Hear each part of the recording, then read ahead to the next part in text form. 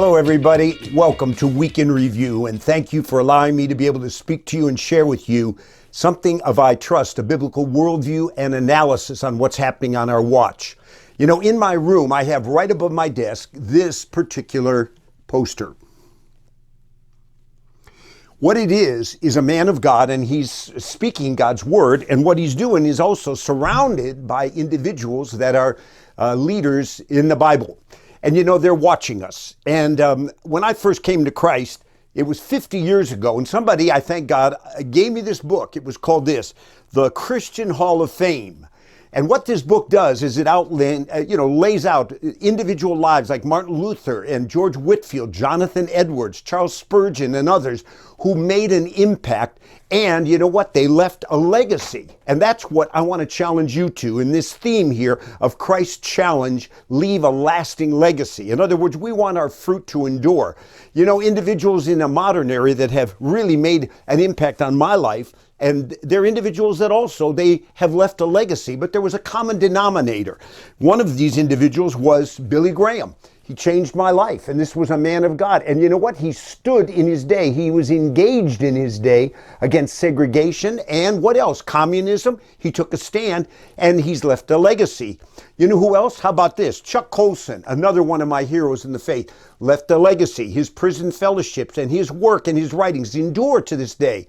Another one is a man that helped found, really, Intercessors for America. I've been a board member for 46 years. We're going to celebrate our 50th anniversary in the next 2 years. But Derek Prince, man of God, first in his class at Cambridge. He wrote, listen to this, over 60 books. And to this day, you know what? This man stood against apartheid, and he's taught. Does his legacy endure? He's been dead almost 20 years, but you know what? His books, his broadcasts, his writings are still in 140 different nations. He leaves a lasting legacy. Now, I want you to do it, and I want to help you, but you've got to be a son of Issachar. You've got to understand the times, and you have to know what to do. We're living in a dangerous time. Dr. Michael Brown, a dear friend of mine, says we are on the brink of collapse as a nation. And how about my buddy Lou Engle? I've known Lou 40 years, and he says this, he says, without a great awakening, another one, we are doomed. You've got to understand. Let me give you 3 I's concerning what we're facing with the Biden administration. I, incapable. Mr. Biden is not just, you say, well, will he do these things? Well, he can't do them because I believe he's deficient. He's incapable. And also, there is an association with the progressive left, and it's intentional, their commitment and their passion. They want to bring down this nation, the Judeo-Christian foundations, and replace it. You know, Karl Marx, with communism, you remember what he said? He said, our first battle is to rewrite history. He said, if people are moved away from their history, he said, they're easily persuaded. So Mr. Biden, I believe, is incapable in his current state.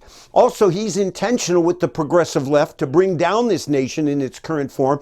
And then also, thirdly, I is ideology. There is an ideology that is Marxist, it's radical, it's leftist, and you and I have to face it. You can't dismiss it and say, well, things will work out and I'll just move on.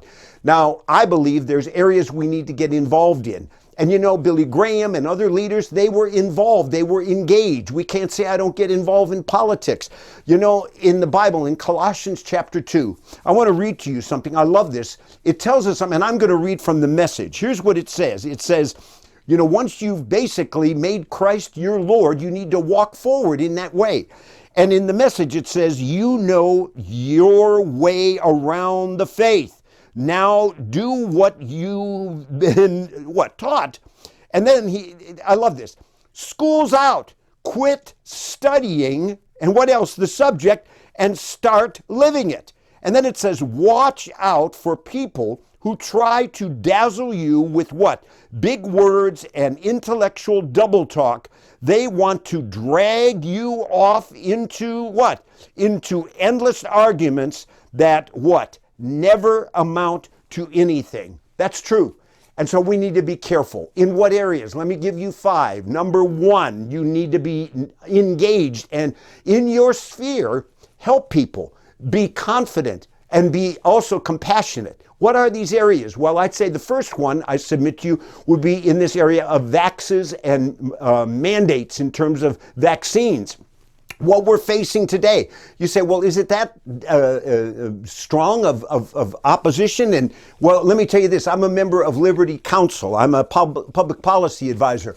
And in a recent letter from Matt Staver, he said when he started over 30 years ago, Liberty Counsel, he said, I have never seen what I'm seeing today in terms of compulsion and mandates and pushing. He referred to the Nuremberg trial where they said the first principle is we will never again allow individuals to be pushed and mandated in a certain direction, losing our freedom. Well, we're in a serious time. Is it pressure? You bet it is. You know what? CNN, I just saw this recently. Here's Don Lemon, one of their key guys. Look at what he said. I think we have to stop coddling people when it comes to this and the vaccine, saying, oh, you can't shame them. You can't call them stupid. You can't call them silly.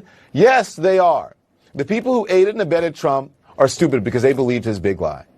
The people who are not getting vaccines, who are believing the lies on the internet instead of science, it's time to start shaming them. What else? Or leave them behind. I just want to encourage you, if you missed last week's Weekend Review, please go to it because I talked about vaccinations, masking, and mandates. And you know, there's a book coming out, Let America Live, by a lady. She's a medical doctor, 36 years. I love her, Stella Emanuel. Maybe you've heard her on the Frontline Doctors. And she brings in this book and insights, and she's saying, look, I've been a doctor 36 years. And she says, since COVID, I have treated personally, she said, 350 people. I've used preventative treatments, hydroxychloroquine, zinc, etc. She said, and no one has died. And she said, with my team, we have ministered to over 7,000 patients. We've had how many die? We've had 9, and most of them had underlying symptoms. So this is an area you have to be informed, and you need to hear God and act accordingly. Number 2, I'd say we have to be engaged in this hour, is in the area of what's happened in Afghanistan and with the Taliban. It's shocking. You know, the White House said, well, the Taliban, they're businesslike and very professional. Folks, that decision that Biden led was really the worst foreign policy disaster in America's history. All the things we looked at, we say it was preventable if we had, put in a residual force and kept certain things in place. But no, as a result of it, that country is now in shambles and it's going down the tubes. I read an article recently in USA Today, and that is not a conservative publication. Many people say, well, it's very leftist communist. And here was a major article in USA Today, and they were interviewing and assessing it. And again, a liberal publication. And what are they saying? They're saying human rights have gone out the window. The Taliban, a major member now of their cabinet, is on our FBI top 10 wanted list. Women's rights, out the door. If you're gay, you're thrown off, you're killed, that's it. If you steal, your hand is cut off. Public executions, torture, the media, stifled, beatings, beheadings, 9 and 10-year-olds, hanging people from a crane. And in the article, it was tragic because they interviewed a lady and they said, that's it for us. We're back now. We have burqas. We can't get educated. We can't drive. We're isolated. We can't go out alone. And the whole article ended with this lady said, we used to have such freedom, and now we have no hope. We've got to keep praying. We've got to be informed. We can't just move on and say, well, I guess that's over. This was a disaster, and we've got to do what we can, especially in helping these people. Now, there's a third area that we have to be informed and speak out on today, and that is in the area of abortion. I recently did some podcasts with Janet Porter. She's the one that pioneered the heartbeat bill. Texas moved strong and now made it a law. We are not going to allow any abortion once there's a human heartbeat. But folks, we're facing opposition. And what are you facing? Well, Governor Newsom just signed a law, and he said basically a child, 12 and, there can get puberty blockers and various abortions without even telling the parents. These are laws being pushed. And recently, the Democrats passed in the House a law saying we're going to codify with what Texas is doing in these other states. And now we hear the Supreme Court is going to hear the Mississippi case. Yes, and they are. That is a major breakthrough. We have to stand strong. We have to pray, but we have to realize we face opposition. And the Democrats, folks, do you know that there are 5 nations in the world out of 194 that have abortion laws that are just thrown out, and it's abortion up until the moment of birth. You know what the countries are? China, North Korea, Vietnam. These are communist countries, real, models of human rights. And then liberal Canada and the United States. That's it, 5 that have these kind of radical abortion laws. And it's covered up with, reproductive rights and all the rest of that. We need to be informed. We need to be a voice. We need to be in prayer so that we see, and we're going to see, an end to abortion on demand in this country. Number 4, there's another area that we need to be aware of, and I would say it's this. There is right now being pushed an infrastructure bill. Now that is deception. The Wall Street Journal laid it all out recently. You don't have to study it all. I do that kind of stuff for you. But this is, basically, it's infrastructure, schools, and, we're going to work to get better roads and bridges. Folks, this bill was originally, Bernie Sanders, the socialist, said, let's get $6 trillion. Now we're 31 trillion in debt right now. He said, let's go see, all right, we'll give a compromise. And Biden says $3.5 trillion. Folks, do you know what? Then he had the gall to say, here's what he said. He said, it'll cost you nothing. It'll be no cost. That is budget gimmickry, and it's misleading. Corporate taxes. Folks, corporations don't pay taxes, literally. Why? Because what? When they get stuck like this and the rich get stuck, in wrong ways, what happens is prices go up, and that hurts the working class.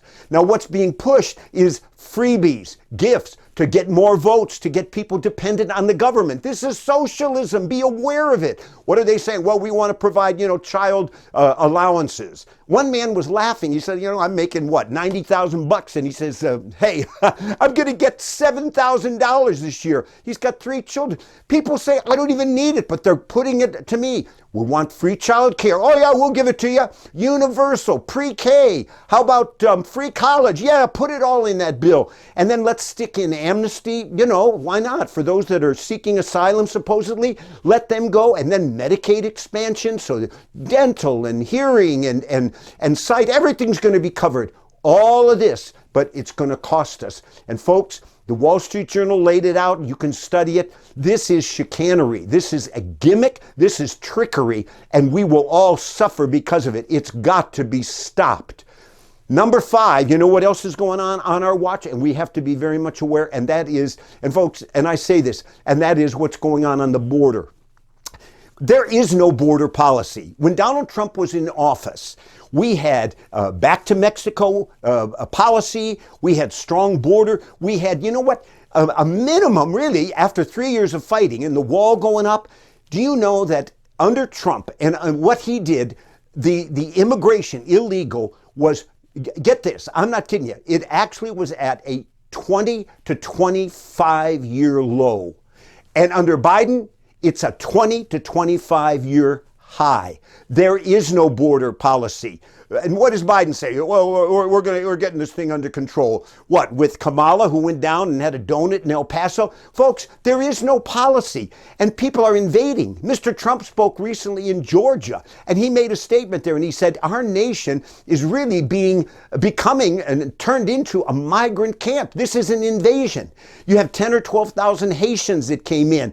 Now they say, well, they're asylum seekers. Folks, you know what asylum is? When people's lives are threatened with being killed, not economic difficulties. So we help people, but the idea of open doors and bring in what? They're saying 2 to 3 million illegal immigrants. Do you know that the U.S. envoy for Haiti, you know what, Daniel Foote, you know what he said? He said, I will not be, he resigned. He resigned last week. He said, I will not be associated with the United States' inhumane and counterproductive decision. What's going on? And he said, I've made recommendations and suggestions. He said, they ignore and pay no attention to my input. He resigned. Folks, it's a dangerous thing. And what's happening is obviously the drugs coming in, the escalating crime. Folks, I'm just telling you, we need to leave a legacy because we're salt. We're light. We take a stand. We don't remain silent in the podium and in the pulpit. We are men and women of God, and we're saying we're going to stand for righteousness in our day. I close by saying, leave a legacy. Make a difference on your watch in your sphere. when the righteous are in authority, the people rejoice. When the wicked rule, the people groan. You say, well, can we get rid of Biden with all that he's doing? Folks, we got what we voted for. I didn't vote for him, but you know what? Here's what you got. You say 25th Amendment? Well, that's highly unlikely. Can't we impeach him like they kept doing with Trump 2 times? Not with a majority of Democrats and liberals in the House, but next year, if we take the House, if conservatives take the House and in the Senate, then we can stifle him and tie his hands the rest of the way. Let's be salt and light and difference makers and leave a lasting legacy.